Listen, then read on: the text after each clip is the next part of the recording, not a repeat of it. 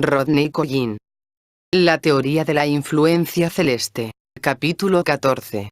Psicología humana. 1. Esencia, personalidad y alma. Todo el esquema rítmico y el diseño temporal discutidos en los capítulos anteriores sobre el hombre, se refieren por supuesto, al hombre normal o, mejor dicho, al arquetipo del hombre. Presume que todos los órganos están dispuestos para una sensibilidad igual, de modo que las varias influencias planetarias serán recibidas y tendrán efecto en su justa armonía y proporción.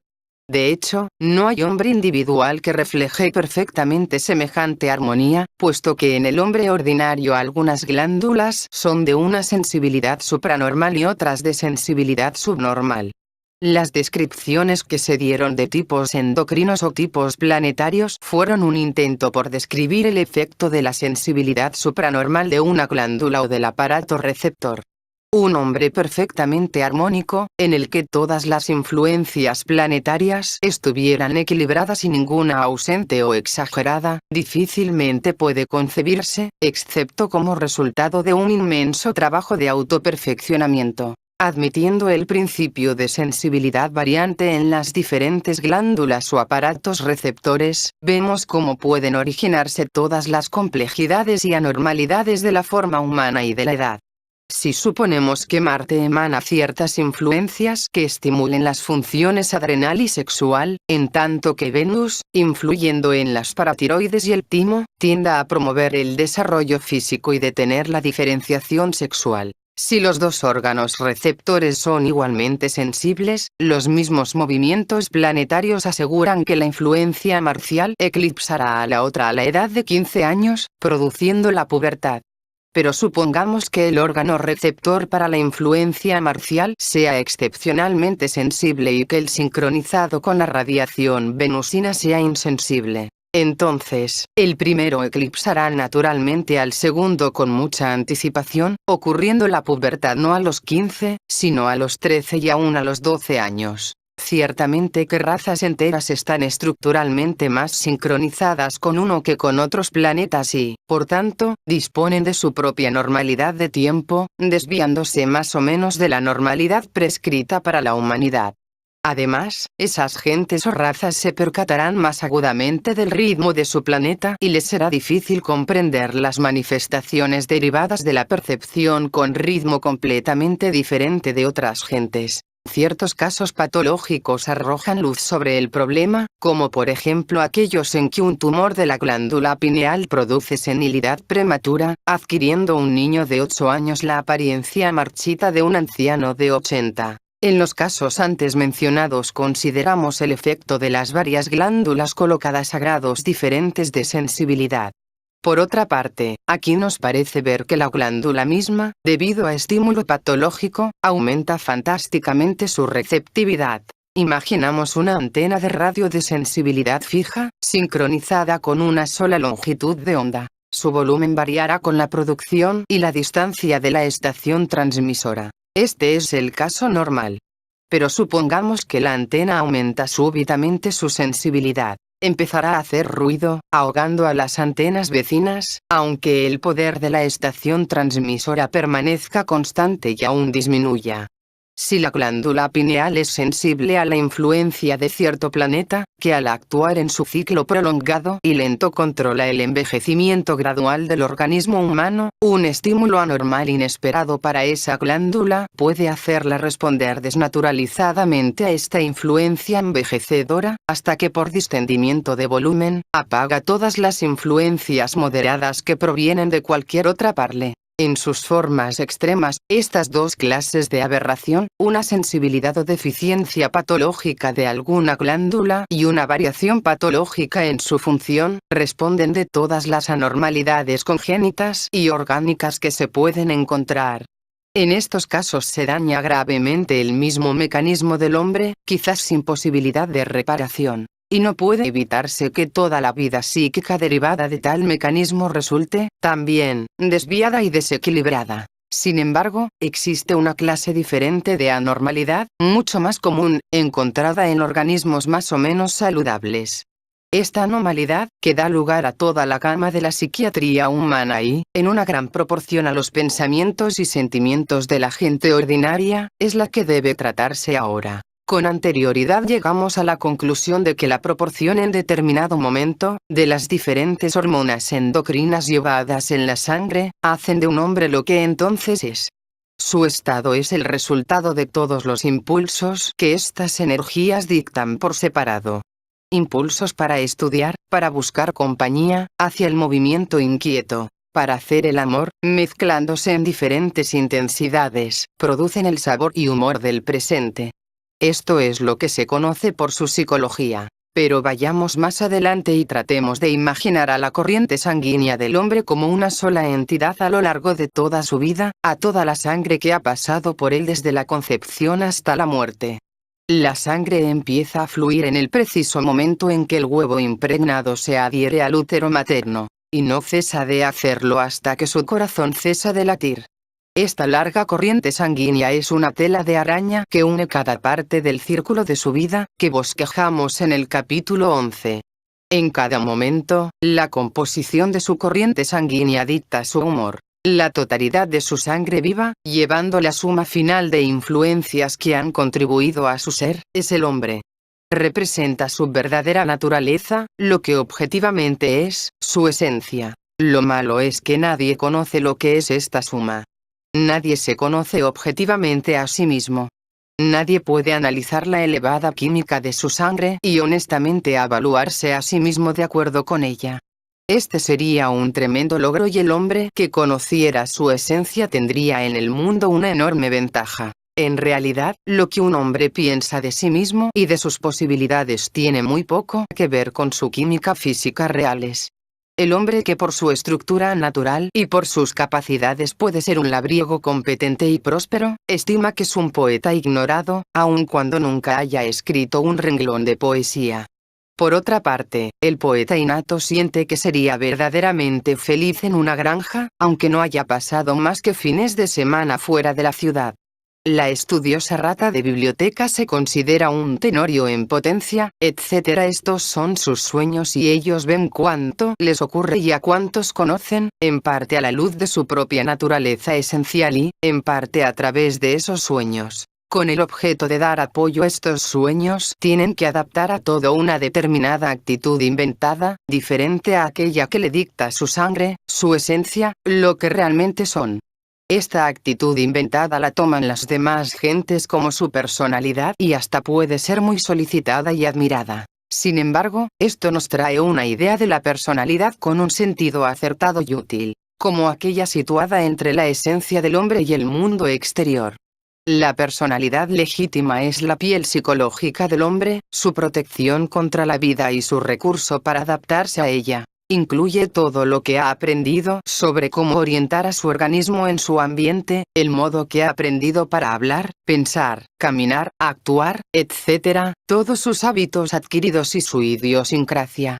Solo en el hombre ordinario esta adaptación a la vida, este savoir-faire que le capacita para proteger su vida interna de las distracciones y de los choques innecesarios, está tan entrañablemente mezclada con las actitudes pretendidas e inventadas, que las dos son completamente inseparables. Tenemos que tomarlas como un fenómeno, como personalidad que, aun a su óptimo, es algo irreal, sin sustancia material. Si pensamos que el círculo de la vida del hombre es algo como una esfera, su esencia vendría a ser la naturaleza física del interior de la esfera, su consistencia, densidad, composición química, etc. Luego, su personalidad es algo imaginario, que no existe para nada en la esfera. No tiene grosor ni dimensión. Proviene únicamente del exterior. Es como la luz del mundo que le envuelve, reflejada en la superficie de la esfera. Podemos aún decir que solo se refleja desde una mitad de su vida, desde un hemisferio, puesto que antes de la edad de 2 o 3 años un hombre carece de imaginación sobre sí mismo, no pretende y, de hecho, no es sino esencia. Podemos lograr una mayor comprensión de la naturaleza de la personalidad cuando nos damos cuenta que esta luz que refleja es exactamente la que no absorbe. Se la reconoce por lo que no recibe, por lo que no comprende. Esta es su personalidad. Cuando realmente comprende y absorbe algo, penetra dentro de él y se convierte en parte de su esencia. Entonces, ya no es visible para los demás como su personalidad, ya es él. Ahora bien, la normalidad o locura fundamental del hombre reside en la divergencia entre la esencia y la personalidad. Mientras más de cerca se conozca a un hombre en cuanto a lo que es, más próximo se encuentra de la sabiduría. Mientras más diverja su imaginación acerca de sí mismo en relación con lo que es en realidad, estará más perturbado. En la primera parte de este capítulo estudiamos anormalidades orgánicas. Entonces hablábamos como si se tratara de asnos o caballos enfermos. Ahora estamos considerando el problema de asnos perfectamente sanos que se consideran caballos y de caballos perfectamente sanos que se consideran asnos. Este es el contenido de la psicología ordinaria. Sin embargo, existe una posibilidad de curar esta ilusión psicológica. Esta es la potencialidad que existe en el hombre de llegar a ser consciente de su propia existencia y de su relación con el universo que le rodea. Porque en el momento que es consciente de su existencia, conoce lo que es y lo que no es él. Es decir, conoce la diferencia que hay entre su esencia y su personalidad. También en el mismo momento conoce qué es lo que está en él y qué lo que está fuera de él, esto es, se conoce a sí mismo y su relación con el mundo. Recordarse a sí mismo y solo recordarse a sí mismo capacita al hombre de este modo para mudar la piel exterior de la personalidad y para sentir y actuar libremente con su esencia, esto es, le permite ser él mismo. En esta forma puede separarse por sí mismo de las pretensiones e imitaciones que lo han esclavizado desde su infancia y retornar a lo que realmente es, retornar a su esencial naturaleza propia. Este retorno a la esencia está ligado con un sentido de libertad y de liberación, distinto de otro cualquiera, y que puede suministrar exactamente la fuerza de motivación requerida para intentar las tareas enteramente nuevas que el hombre libertado ve ahora que son necesarias. Este famoso tema del Peer Gynt de Ibsen, hombre, a ti mismo sé fiel, es ciertamente el primer y obligatorio mandamiento en el camino de la conciencia y del autodesarrollo.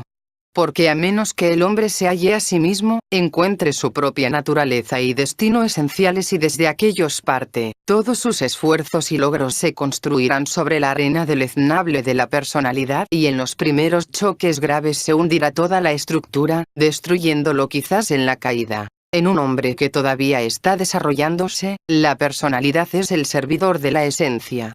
Tan pronto como la esencia se convierte en sirviente de la personalidad, esto es, tan pronto como la fuerza natural y capacidad de un hombre se hace que sirvan al falso retrato de sí mismo, cesa el crecimiento interior y en el curso debido declina la esencia, haciéndose incapaz de nuevo crecimiento.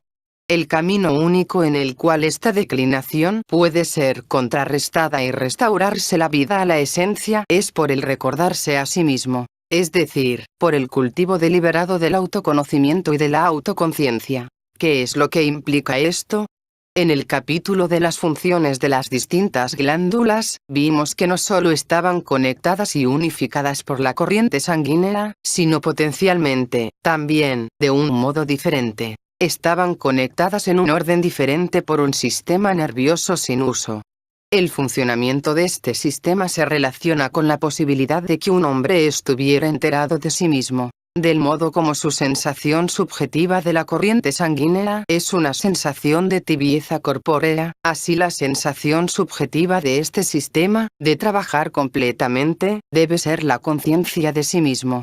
Esta es la nueva función que, aventuramos, deberá entrar en actividad en la plenitud de la vida. Dijimos que la esencia del hombre es la totalidad de su corriente sanguínea, toda la sangre que fluye a través de él desde la concepción a la muerte. Ahora podemos decir que el alma del hombre es la totalidad de los momentos de autoconciencia en el transcurso de su vida, o toda la energía superfina que fluye por su no utilizado sistema nervioso. Pero aquí tropezamos con un problema, porque ya hemos admitido que esos momentos son excesivamente raros, unos cuantos por año o, quizás, por vida. En la forma ordinaria un hombre no es consciente de su existencia. La energía para nada fluye a través de este sistema. Es más, los momentos de autoconciencia que un hombre puede experimentar en circunstancias de gran tensión, gran alegría, dolor, resistencia, sufrimiento y penalidad, de hecho son nada más que momentos y se van tan pronto como vienen. De modo que aún sumados, resultan casi nada, como una serie de puntos no llega a tener dimensión mensurable. ¿Qué es lo que ha ocurrido, pues, con el alma del hombre? No tenemos más que admitir que el hombre ordinario no tiene alma.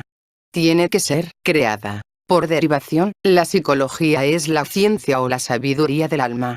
Pero si el hombre no tiene alma, nada de lo que ahora se considera psicología es tal. Todo lo que lleva ese nombre es, en realidad, psiquiatría. Esto es estudio de la enfermedad del alma o las condiciones de la ausencia del alma. Por tanto, la verdadera psicología es el estudio de lo que todavía no existe, el estudio del arte de crear un alma. Hemos hablado de esencia, personalidad y alma. Ahora es posible pensar en la relación de estas diferentes partes del hombre. El mundo de un hombre individual se encuentra rodeado de otros mundos de escala similar, calado por los mundos más pequeños de células y moléculas e incluidos dentro de los grandes mundos de la naturaleza, la Tierra, el sistema solar, etc. De estos otros mundos se nutre bajo la forma de alimentos, aire y percepciones de todas clases. Ya hemos visto cómo los diferentes periodos de vida con su diferente medio y sus diferentes funciones dominantes, utilizan alimentos que proveen especialmente a uno u otro aspecto del hombre. Esto con referencia especial a los diferentes aspectos de su organismo físico. Ahora se trata del desarrollo de otras partes del hombre que no sean su cuerpo, es decir, de su esencia y de su alma. Acabamos de decir que cuando un hombre absorbe realmente algo y lo comprende, ese algo penetra en él y se vuelve parte de él. Así que, de un modo más general, podemos decir que ciertas percepciones del mundo exterior llevan la posibilidad de penetrar en la esencia, que puede ser modificada por aquellas en su debido curso.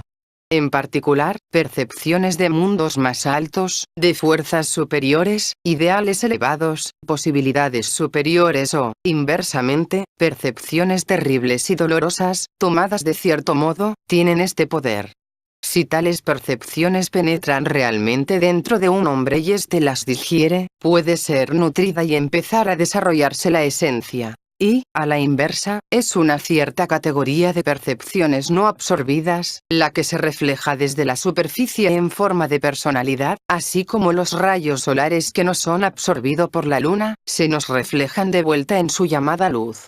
Además, así como las percepciones propiamente recibidas a través de sentidos corpóreos pueden alimentar la esencia y alterar su naturaleza. Así estas finísimas materias que se acumulan en la esencia pueden alimentar el alma embrionaria.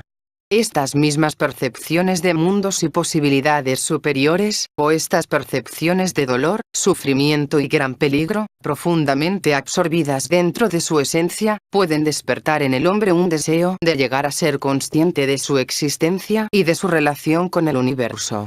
Si esta clase de nutrición se recibe durante suficiente tiempo y con la debida consistencia, lo pueden conducir a la realización de esfuerzos directos por ser consciente. Y estos, a su vez, con suerte y condiciones apropiadas, pueden lograr con el tiempo una creciente recurrencia de momentos de autoconciencia y su mayor duración. De este modo nace un alma. Tal desarrollo en la esencia y el nacimiento del alma implicarán un cambio de todo el ser del hombre, una acumulación interna de fuerza y energía. Y, así como el reflejo de percepciones como una personalidad se halló que es análogo a la luz reflejada por la luna, así la transformación interna de impresiones para crear un alma se parecerá al proceso por el que el cuerpo resplandece por su propia luz. Lo hará semejante al sol. 2. Autorrecuerdo, conciencia y memoria. Si recordarse a sí mismo es tan deseable, ¿por qué es tan difícil de alcanzar?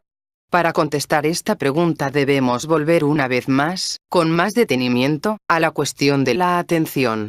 Porque la posibilidad de estados más elevados de conciencia en el hombre depende precisamente de ciertas materias finas que produce el cuerpo siendo sometidas a su atención. El proceso de digestión en el hombre se compone de un enrarecimiento progresivo del alimento, el aire y las percepciones que ingiere. y la materia fina de que hablamos se puede tomar como el producto final de este enrarecimiento en condiciones normales. A de semejanza de la carne o la sangre, que se componen de células, esta materia se puede visualizar como en estado molecular, esto es, como en un estado análogo al de los gases o los perfumes. Es, así, extraordinariamente volátil, inestable y difícil de contener. En el caso del hombre, sin embargo, está sujeta al control psicológico y este control psicológico es la atención.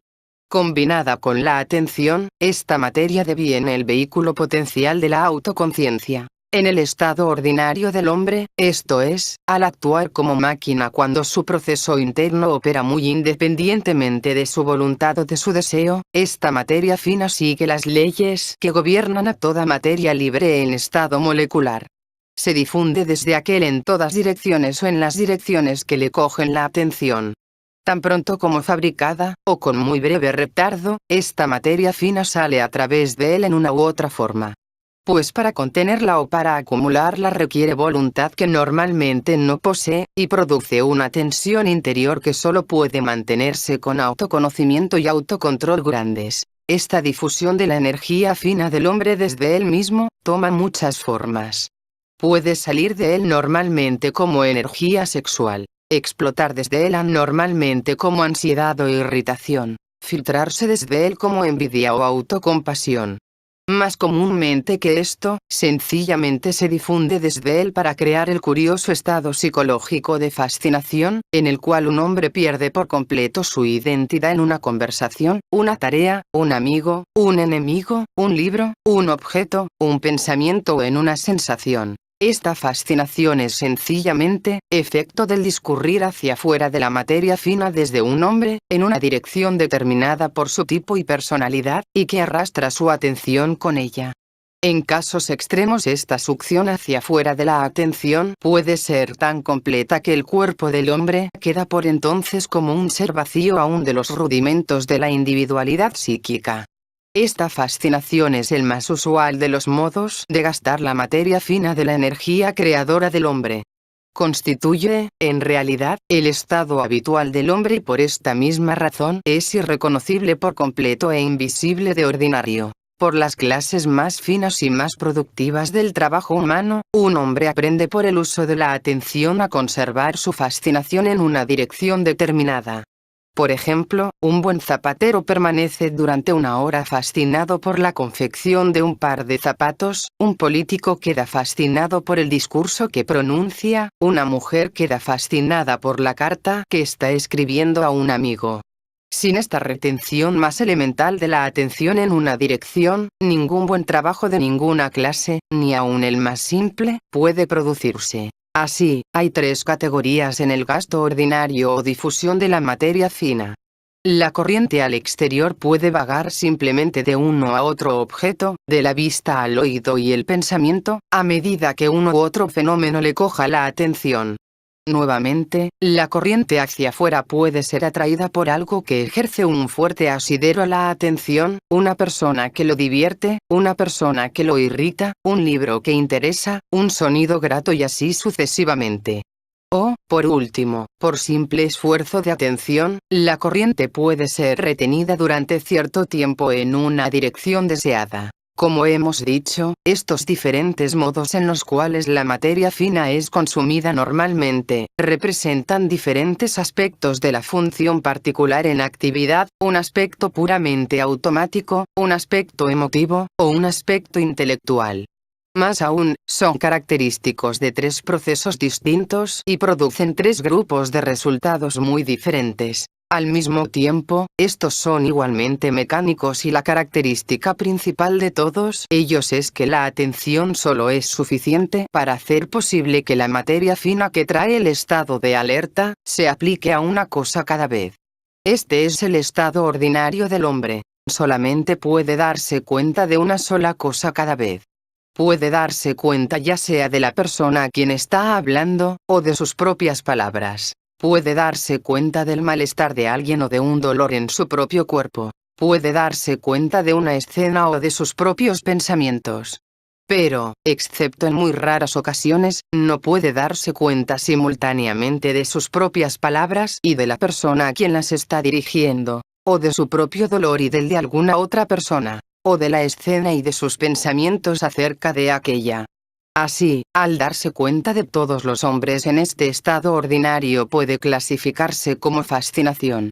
Porque si se da cuenta de algún fenómeno exterior pierde su darse cuenta de él mismo. O al devenir alerta de algo en él mismo, pierde su darse cuenta del mundo exterior, esto es, deviene fascinado por una cosa, interna o externa, con exclusión de todo lo demás. Ciertamente la experiencia de cada hombre contiene casos de atención dividida y de no ser así, no tendríamos indicio alguno de cómo proceder. Por ejemplo, una de las razones para el extraordinario poder que las sensaciones del amor y del sexo tienen sobre los hombres, es que en determinadas circunstancias provocan un intenso estado de alerta de uno mismo y de otro, al mismo tiempo. Esto es un verdadero pregustar del siguiente estado de conciencia. Pero si esta sensación llega a hombres después de todo impreparados, es enteramente accidental y totalmente más allá de su control. Una de las cosas principalmente enseñadas en las escuelas del cuarto camino es la división intencionada de la atención entre uno mismo y el mundo exterior. Mediante larga práctica y el ejercicio constante de la voluntad, la materia fina del estado de alerta no se le permite que fluya ininterrumpidamente en una dirección, sino que es dividida, por decir así. Una de cuyas partes es retenida en uno mismo, mientras que la otra se dirige al exterior, hacia aquello que pueda estar haciendo o estudiando. Mediante la división de la atención, el estudiante aprende a darse cuenta de él mismo cuando habla a otro, de él mismo mientras permanece en determinado escenario, de él mismo actuando, sintiendo o pensando en relación con el mundo exterior. De este modo aprende a recordarse a sí mismo, primero por momentos y luego con frecuencia creciente.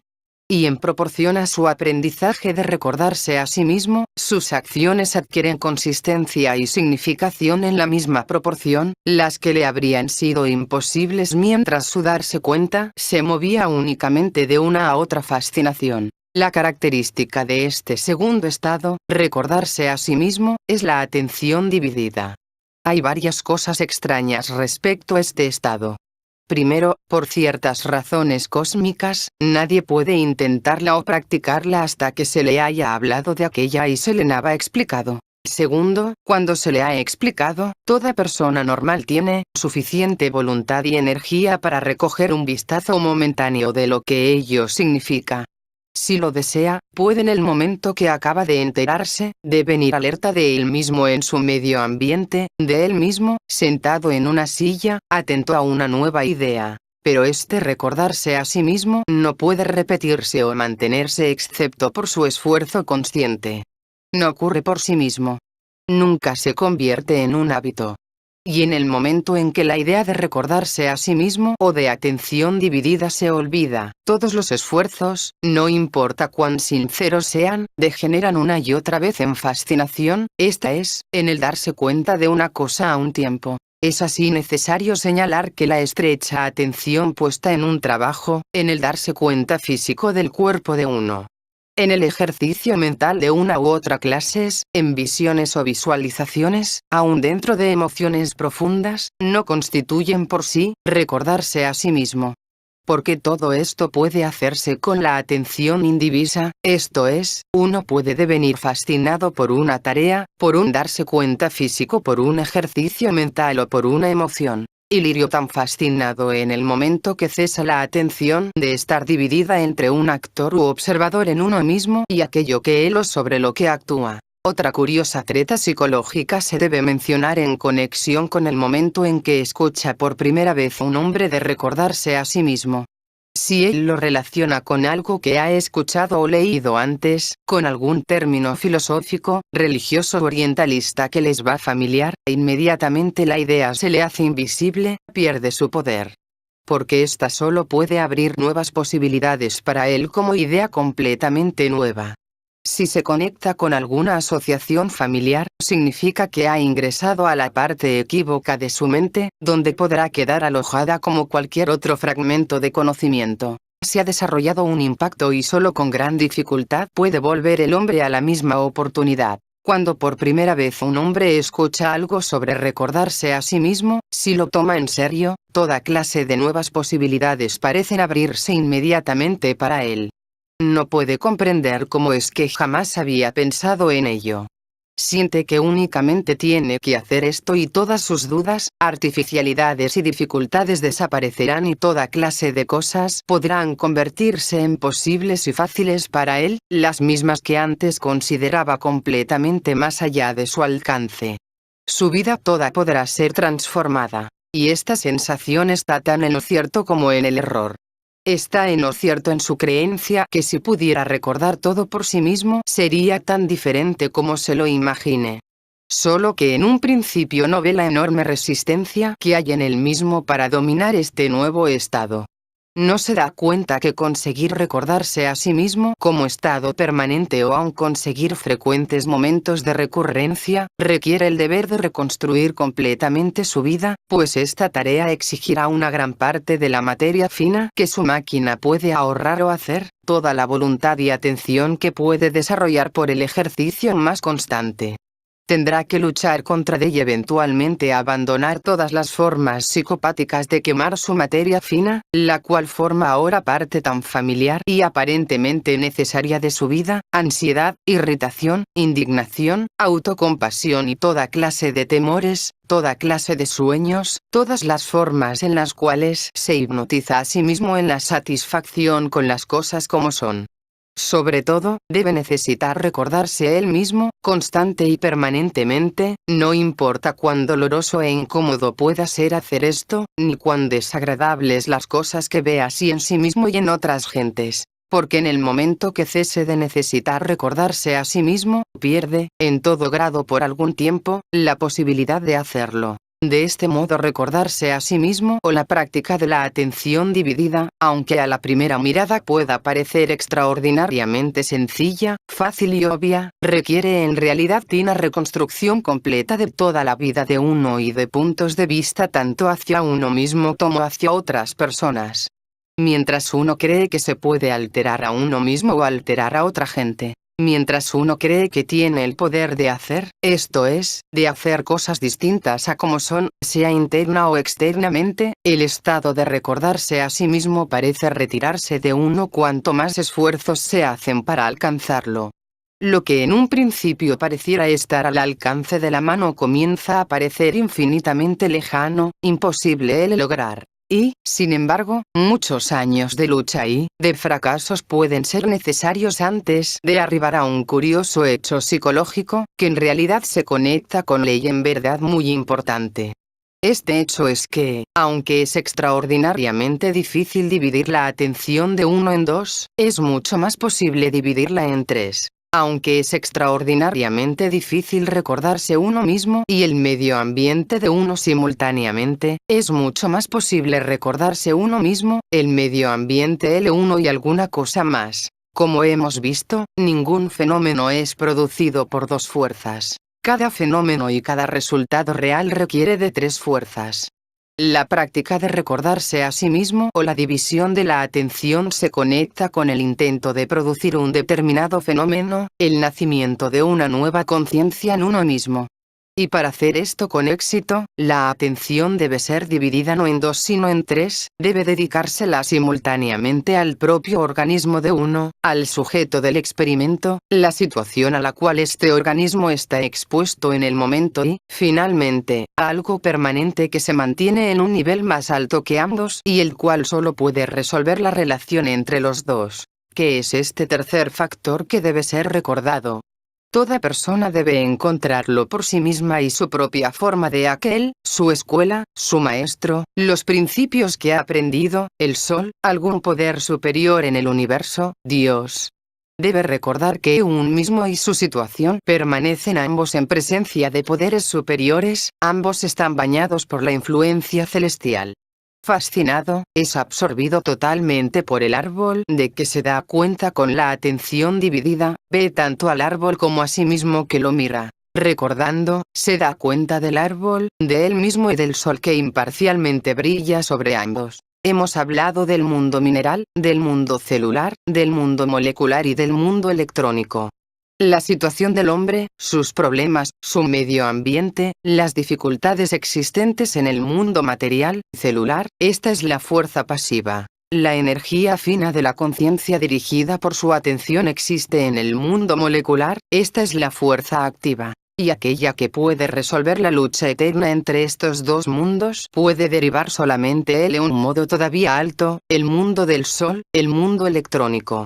A semejanza de la luz del sol que une e interpenetra a todo, creando y disolviendo ambas la individualidad, este tercer factor debe ser de tal manera que en el recuerdo de él, el que recuerda está unido a su medio ambiente, él adquiere tanto como pierde la individualidad separada. Si un hombre puede descubrir tal tercer factor, recordarse a sí mismo deviene posible para él y puede llevarlo mucho más lejos de lo que prometiera en un principio. Recordarse a sí mismo debe, así, contener tres principios, tres cosas para ser recordadas. Y si una está sola y ocupada con alguna tarea interior, será entonces necesario recordar tres mundos en uno mismo, tres lugares en uno mismo. Por esta división de la atención en tres, la materia fina que es la conductora de la fuerza creadora del hombre, derechamente se divide en tres corrientes, una dirigida a la acción directa en el mundo exterior, otra dirigida hacia la creación de una conexión con poderes superiores y otra que se retiene en uno mismo.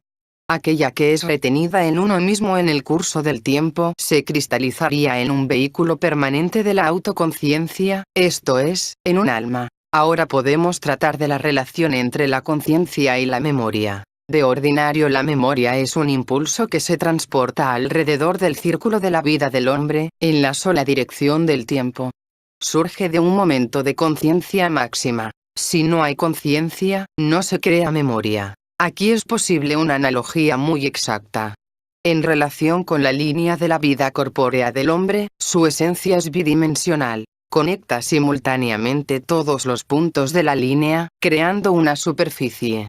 En relación con la superficie de la esencia del hombre, el alma sería un sólido, puesto que no solo se conectaría con todos los puntos de su vida y con todas las superficies de su esencia, sino que uniría estos a otras posibilidades y fuerzas existentes en otra dimensión. Supongamos, entonces, que el círculo de la vida corpórea del hombre está hecho de alambre, que la superficie conectante de su esencia sea una lámina metálica, y que el alma potencial sea un prisma sólido que toque la vida en la concepción, el nacimiento, el final de la niñez y la muerte, y del que la superficie de la esencia sería una sección aislada.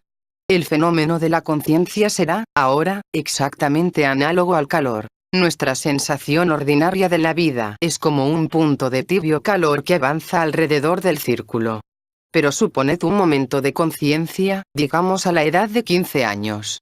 En este punto el alambre se calienta. Los impulsos de calor corren por el alambre desde este punto, en ambas direcciones. Pero, naturalmente, para una percepción que avanza en adelante a lo largo del alambre desde el punto en cuestión, como estamos acostumbrados a movernos en el tiempo, siempre parecerá que proceden de atrás, esto es, desde el pasado. La conducción de calor o memoria hacia atrás, esto es, hacia una edad más temprana, no será desconocida debido a nuestro método de percepción. Y nuevamente, mientras más nos alejemos del momento de conciencia, del punto calentado, más débiles parecerán gradualmente. Al mismo tiempo, aunque la memoria de los momentos de conciencia presenta una tendencia a decaer, es importante comprender que este decaimiento no es consecuencia del paso del tiempo. Nuestra principal ilusión acerca de la memoria es que ella decae con el tiempo, como las ropas o los edificios. No es así. Decae por falta de alimento.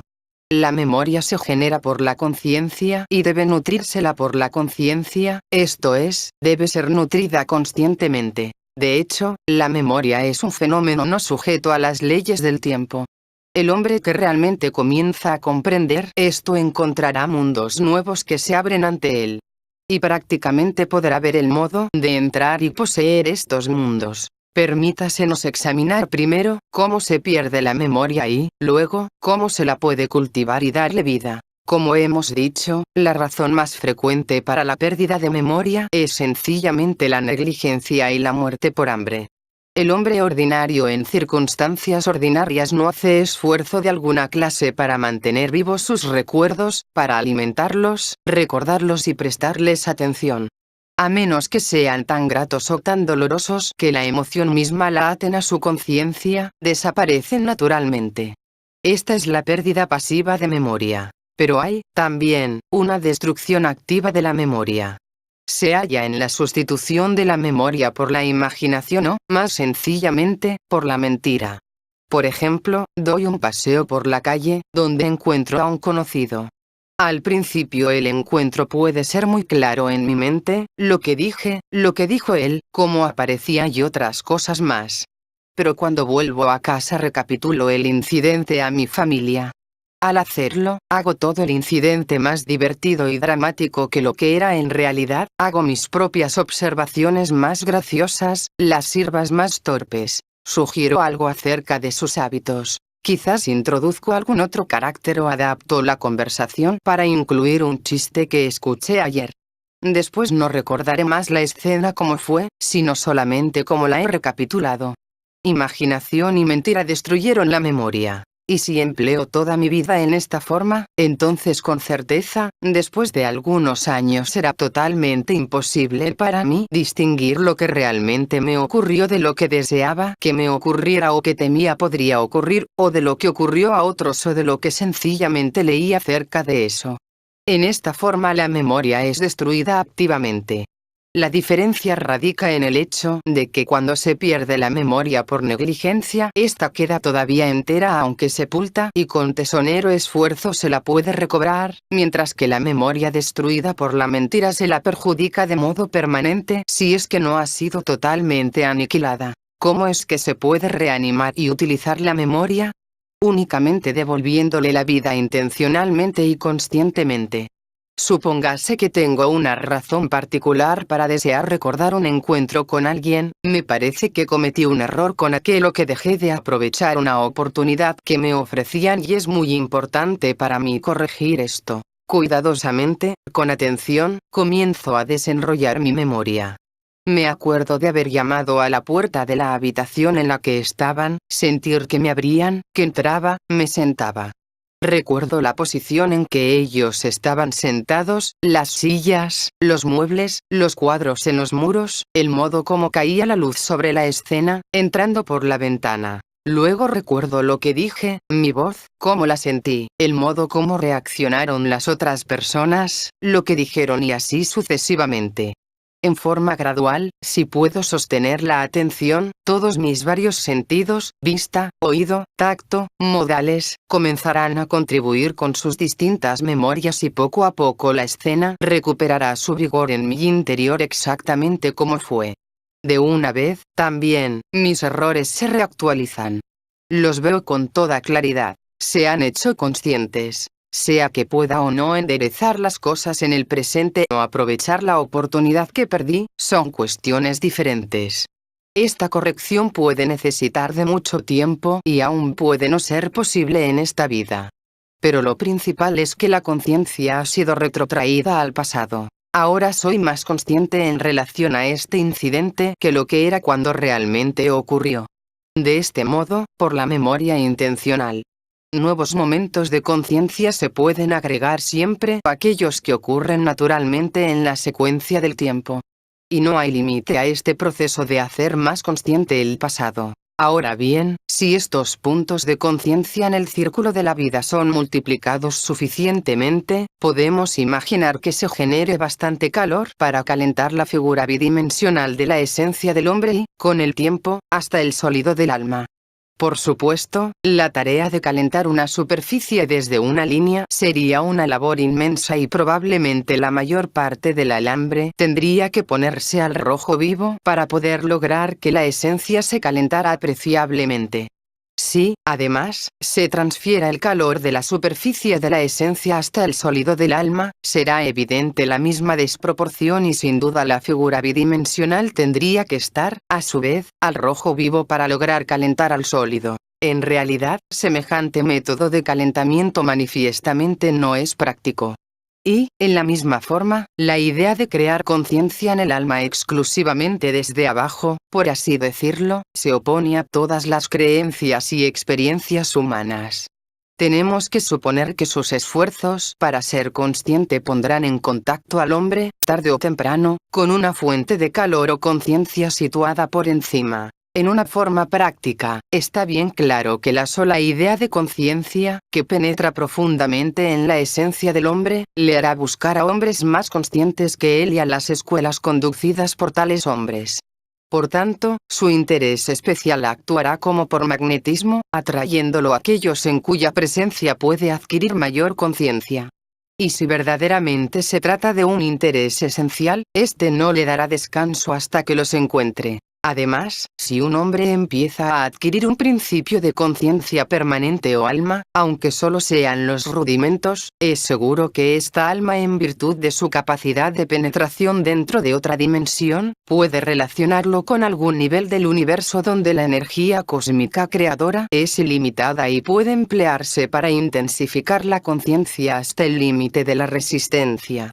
Volviendo a nuestra explicación anterior, podemos suponer que el alma puede relacionar directamente a un hombre con la materia en estado molecular, con el infinito mundo de energía molecular. Por tanto, en la búsqueda de la conciencia debe comprenderse, primero, que el hombre debe hacer todo por sí mismo, es decir, debe penetrar en otro nivel solo por sus propios esfuerzos. Y, segundo, que él no puede hacer nada por sí mismo, es decir, que toda su tarea sea de ponerse en contacto con fuentes y niveles superiores de energía. Porque, a menos que tenga éxito al intentar esto, no podría ni puede conseguir nada. En todo caso, ahora es posible empezar a apreciar el efecto de diferentes niveles o grados de conciencia. Los momentos de conciencia en el círculo de la vida corpórea, como hemos visto, producirán recuerdos intensos para los demás de la vida. Teóricamente, también, debería producir impulsos que pasen hacia atrás, hacia el nacimiento. Sin embargo, de empezar a penetrar la esencia, los efectos de la conciencia acarrearán cambios mucho más grandes. De modo que si el alambre se enfría casi instantáneamente, una lámina puede retener calor durante un tiempo mucho más largo. En lugar de ser momentánea, como debe ser en el círculo de la existencia corpórea, la conciencia que ha penetrado a la esencia tiene ya cierta duración, cierta garantía. No puede perderse súbitamente. Más aún, irradiará calor en todas direcciones, calentando el entrelazamiento de círculos paralelos y cruzados de la interrelación de vidas humanas que, sabemos, están tejidas en una masa sólida e intrincada. Por tanto, el contacto o presencia de un hombre con tal esencia puede aumentar realmente la perspicacia de aquellos que llegan a su esfera de radiación o de influencia. Y, sin embargo, de calentarse el sólido interior, es decir, de crear un hombre un alma dentro de sí mismo con el material de conciencia acumulado, resultará un cambio enorme. En primer lugar, un sólido caliente puede retener calor casi indefinidamente. Para tal hombre la conciencia se habrá hecho permanente, convertida en el fuego central de su ser. Más, radiará sobre un área enormemente extendida, quizás 100 veces mayor que la calentada por la radiación de la sola esencia. Así, pues, tenemos una base para clasificar a los hombres de acuerdo con su grado de conciencia. Primero tenemos la enorme masa de hombres comunes en los que la conciencia, si realmente existe, ocurre solo momentáneamente y por accidente en el curso de la vida corpórea. En segundo lugar, tenemos aquellos para quienes la idea de conciencia ha penetrado en la esencia y, así, han adquirido duración y contabilidad. Y, finalmente, hay un reducido puñado de hombres, regados a través de la historia y del mundo, que han creado almas conscientes para sí mismos, para quienes la autoconciencia es permanente y que, por intermedio de esta conciencia, tienen el poder de influir en iluminar a miles y aún millones de hombres. Por fin e invisiblemente, pueden existir hombres de espíritu consciente. La verdadera historia de la humanidad es la historia de la influencia de estos hombres conscientes. 3. El papel de los tipos humanos. 9/10 de los problemas de psicología ordinaria y más aún de los argumentos de la literatura, la poesía, el drama y la leyenda dependen de la interacción de los tipos humanos, es decir, de la interacción de diferentes tipos de esencia. Desde el principio de la historia, nunca ha dejado el hombre de fascinarse por este misterio que llena su vida diaria con esperanza, envidia, temor, dolor, admiración, anhelo y cuya explicación por siempre le rehúye. Todos los tipos son claramente necesarios en el mundo y obviamente, la vida sería más pobre si no imposible si faltara cualquiera de ellos, y, sin embargo, ¿por qué algunos tipos son evidentemente incompatibles, mientras otros se atraen irresistiblemente entre sí?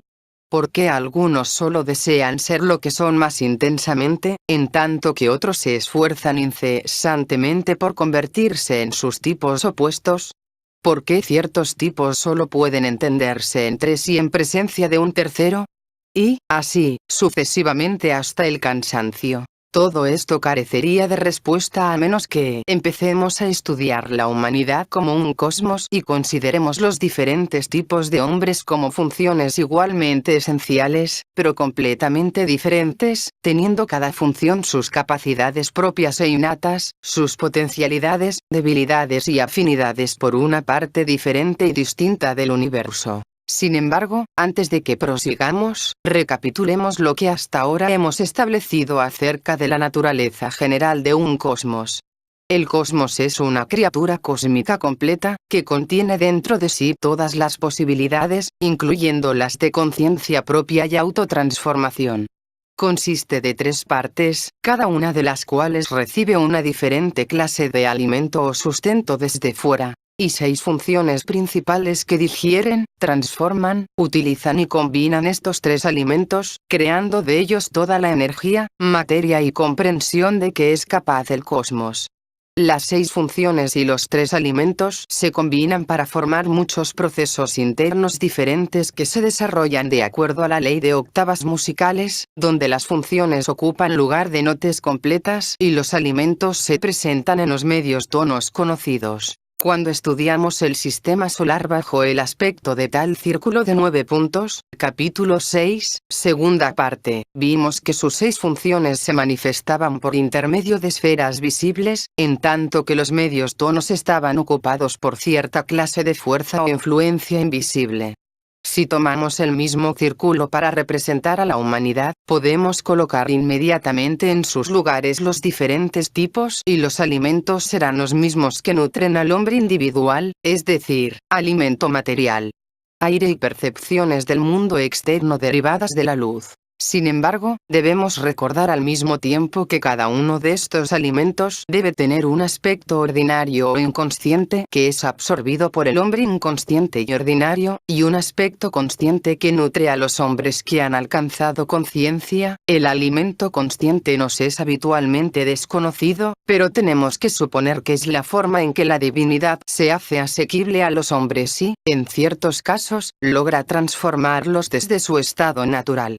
Se distinguen claramente en el Nuevo Testamento 3 categorías de alimento consciente bajo los nombres de pan de cada día, alimento de la vida y luz del mundo. Puede ser más correcto decir que las mismas 3 categorías de alimento al alcance de la humanidad en general aparecen inconscientes para los hombres inconscientes, pero que son vistas como conscientes por los hombres conscientes. Empero, lo que aquí nos concierne es la circulación interna que conecta las diferentes funciones y que establecimos en el sistema solar como una circulación de luz, o escala de brillantez. Alguna circulación conecta de este modo a toda la humanidad, fluye a través de todos los tipos de que está compuesta, pero en un orden definido. Esta circulación no es temporal. No se desarrolla merced al tiempo, sino que se entrecruza con el tiempo, une a todas las partes y edades de la humanidad y conduce en su corriente hombres individuales, del mismo modo que la corriente sanguínea conduce los glóbulos rojos de que está compuesta. Cuando estudiamos los tipos, los estudiamos como fijos, estáticos e inmodificables. Y estudiando las glándulas de las que derivan sus características, vimos que deben afectarse entre sí inevitablemente en su estado estático. Vimos que los tipos lunar y marcial, como el páncreas y las glándulas suprarrenales, son completamente natural y antítesis entre sí, y que el marcial y el mercurial, como las suprarrenales y la tiroides, son rivales por naturaleza. Siendo como son mecánicos los hombres, en todas estas reacciones se puede confiar perfectamente. Como antes hemos dicho, el primer mandamiento en el camino del desarrollo es que el hombre se libere por sí mismo de la pretensión y la imitación, que descubra cómo reacciona, que descubra la naturaleza de su tipo y que procure vivir de acuerdo con aquellos. Debe aprender a ser él mismo. Pero la circulación de que ahora hablamos se refiere a algo completamente diferente, se refiere a la posibilidad de movimiento para los hombres, la posibilidad de escaparse de sus tipos y realizar la transición hacia una función diferente de humanidad. Cuando en la práctica pensamos en esto nos damos cuenta de que no se refiere a algo que ocurre dentro de la vida de un hombre. Un muchacho saturnino, con su preocupación interior y sus huesos largiruchos, no se cambia en hombre marcial, bajo, fiero y extrovertido. El cuerpo en el que nace un hombre permanece más o menos lo que era y desenvuelve las mismas características de su principio. Luego, esta circulación debe referirse a algún movimiento cósmico en la escala de toda la humanidad y en un hombre individual aparecerá solo como una tendencia. Pero esta tendencia, plantada en él por la circulación cósmica de la humanidad, le representará personalmente mejoramiento, el sentido de desarrollo. El obstinado tipo lunar debe adquirir el calor y simpatía del venusino. El perezoso venusino debe cultivar la rapidez y agilidad del mercurial. El inquieto mercurial debe aprender la liberalidad y sabiduría del saturnino. El introspectivo saturnino debe lograr el valor y el vigor del marcial. El destructivo marcial debe adquirir la facilidad y atracción del jovial, y el intrigante jovial debe volver a aprender la fría certeza instintiva del lunar, en un nivel más alto. Si ahora recordamos que en la escala del sistema solar este movimiento representa un acrecentamiento y una disminución de brillantez, veremos que esto tiene, también, un paralelo psicológico que se conecta con el que ya se ha dicho. La gente, como los planetas, también se mueve o se está moviendo potencialmente, ya hacia la brillantez y hacia la invisibilidad. Cada uno, al pasar revista a sus conocidos, sentirá que algunos debieran expresarse a sí mismos con mayor vigor, que debieran salirse de sí mismos, brillar, crecer más brillantes, mientras que otros, por el contrario, debieran hacerse más apacibles, menos demostrativos, menos chillones, más invisibles. En uno de los casos, el movimiento hacia la brillantez es progreso. En el otro es hacia la invisibilidad. Y nuestra extraña circulación entre tipos, representada por la figura 1, 4, 2, 8, 5, 7, nos muestra cómo así sucede. El grado en que un hombre no auxiliado por el trabajo especial de las escuelas puede moverse en realidad a lo largo de la ruta hacia el siguiente tipo, es muy dudoso. Pero su actitud hacia otros tipos, tanto aquellos que va dejando atrás como aquellos hacia los que se dirige, ciertamente puede variar mucho. Y esta actitud sirve de índice de su ser y de su grado de conciencia. El tipo más elemental y primitivo del hombre puede sentir que las reacciones de su tipo son las únicas normales y en este caso las acciones de todos los demás tipos le parecerán fundamentalmente equívocas y perversas. O, si es débil y fracasado como individuo puede, por el contrario, sentir que todas sus reacciones propias están equivocadas y que aquellas de todos los demás tipos son más deseables. Ambos casos representan al hombre completamente subjetivo, al hombre sin tendencia alguna al movimiento, que ocupa un punto fijo en la línea de circulación. Un hombre de mayor desarrollo notará que posos una simpatía natural y comprensión por ciertos tipos y una natural antipatía y falta de comprensión para otros. Y hasta puede llegar a sentir de un modo vago en sí mismo, reacciones completamente diferentes y contradictorias en distintas épocas. Sin saber por qué podrá llegar a cansarse ocasionalmente de las cualidades de su tipo y enfadarse con sus propias reacciones. Y encontrará que esporádicamente surgen en él las manifestaciones más mecánicas del tipo hacia el que se mueve. El venusino desarrollará un gusto por el movimiento sin rumbo, el mercurial caerá en vagas especulaciones, el saturnino dará salida a rabietas marciales, etc. Un hombre así, se ha vuelto menos subjetivo, menos fijo. Su ser ha empezado a extenderse a lo largo de la línea tanto hacia atrás como hacia adelante y disfruta de una vaga comprensión de que existe un esquema de tipos, aunque no pueda aprehenderlo del todo. Pero si algún movimiento tiene es todavía mecánico, es decir, se mueve solamente hacia manifestaciones débiles y fáciles del tipo siguiente y solo trata de escapar de los más penosos y aburridos aspectos de su mismo tipo. La siguiente etapa de desarrollo, que raramente se alcanza sin ayuda y preparación especiales, es la del hombre que ha comprendido completamente que existe un esquema de tipos, en el que todos son igualmente necesarios y valiosos, que ha descubierto su propio tipo y aquel hacia el que se mueve, y el que hace esfuerzos conscientes por abandonar uno y alcanzar el otro. En semejante hombre las reacciones mecánicas entre tipo y tipo ya estarán mucho más modificadas. Aceptará a los otros como son, porque empezará a comprender el verdadero papel de la gente que previamente le pareciera completamente inútil e irritante. La actitud para consigo mismo será, también, enteramente diferente, porque considerará ciertos rasgos mecánicos de su tipo como algo de lo que debe librarse, es decir, como algo que debe morir en él. Y verá todas las posibilidades y responsabilidades superiores del tipo que tiene delante, como algo que intencionalmente tiene que crear en él, como algo que tiene que nacer. Por tanto, cesará de aceptarse a sí mismo como es, porque habrá emprendido incesantemente una doble tarea de eliminar lo viejo y generar lo nuevo en sí mismo. Lo primero será extremadamente penoso, lo último inmensamente arduo.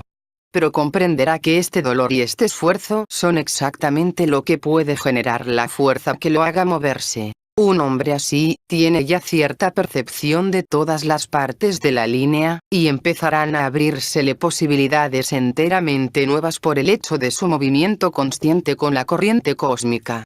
Más aún, haciéndose libre del lado débil de su tipo abandonado, encontrará, sin embargo, que se haya capacitado para llevar consigo en esencia toda la experiencia y comprensión que en esto ha ganado. Al moverse, solo pierde sus limitaciones. El progreso de tal hombre hacia la comprensión del todo ha resultado, por tanto, enormemente acelerado. Y podrá, con suerte y ayuda, aún dentro de una sola vida, pasar por las tareas y experiencias de varios tipos diferentes. En la etapa final de este movimiento, desde el jovial otra vez hacia el tipo lunar, pero ahora en nivel superior, surge una posibilidad especialmente interesante. Porque, como vimos en CL capítulo sobre la circulación de la luz en el sistema solar, el lugar de la luna o punto 1, está también ocupado en la siguiente octava u octava invisible, por el planeta Neptuno. De este modo tal vez podamos decir que el verdadero movimiento para el tipo jovial no es regresar al lunar, sino avanzar hasta un séptimo y todavía potencial tipo neptuniano. Si pensamos en la afinidad entre Neptuno y la glándula pineal y, a través de esta, en el proceso de regeneración en general, comprenderemos que el tipo neptuniano podría significar una clase de hombre completamente nueva, en quien el esfuerzo hacia la conciencia ha rendido frutos físicos y efectivamente ha remodelado su cuerpo de acuerdo con nuevos poderes. El movimiento 1, 2, 8, 7. 5 es de hecho la vía hacia la conciencia, hacia la creación de un alma, porque precisamente un alma es lo que une a todos los tipos, los reconcilia y da comprensión tanto de las partes como del todo. En el punto en que llega a ser consciente de sí mismo, un hombre empieza a absorber los tres alimentos en su aspecto consciente más que en el inconsciente. Y al hacerlo así, contempla el más alto plan tras su conciencia y comienza a participar en él. Hablamos del movimiento hacia la brillantez y del movimiento hacia la invisibilidad. Como vemos en la figura de circulación, un hombre que empieza a moverse conscientemente es conducido a un paso siempre acelerado hacia uno de estos dos extremos y hacia el punto donde ambos extremos se encuentran. El hombre que conscientemente se mueve hacia la invisibilidad es el que, habiendo abandonado su antiguo yo, se retira más y más del mundo, retrocede cada vez más profundamente en su comprensión interior, y, que aprende a lograr, actuar y cumplir invisiblemente, sin recursos externos. El hombre que conscientemente se mueve hacia la brillantez es el que, habiendo abandonado, también, su viejo yo, se involucra en un papel más y más proyectado al exterior, de influencia cada vez mayor sobre los hombres, de más y más valor, conducción y heroísmo visible, de acuerdo con algún alto plan. En cierto punto, como vimos en el sistema solar, se cruzan las dos líneas. El sendero de invisibilidad, de extinción de la personalidad individual, se funde con el sendero brillante, de pura instrumentalidad de un plan cósmico. Y ambos hombres disfrutan de todo, comprenden todo y son todo. Este punto de intersección de las dos líneas está simbolizado por la muerte. Y en todos los casos que podemos imaginar, implica muerte.